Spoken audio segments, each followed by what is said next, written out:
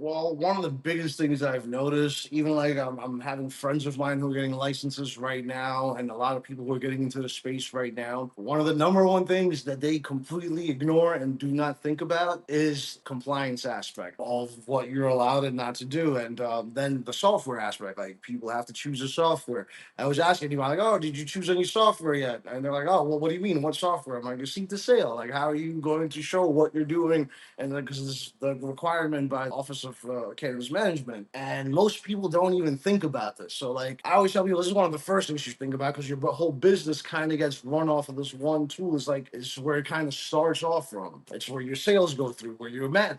I'll tell you one of the things I just have to throw in there real quick. I remember like when we first started this whole thing, we were writing every manifest by hand with every little compliance thing. Everything was written by hand for every single delivery. And then when we got with Flourish, we're like, "Yo, is there a way to streamline this?" They're like, "Yeah, sure. We're actually working on having a New York template that will just spit it right out for you."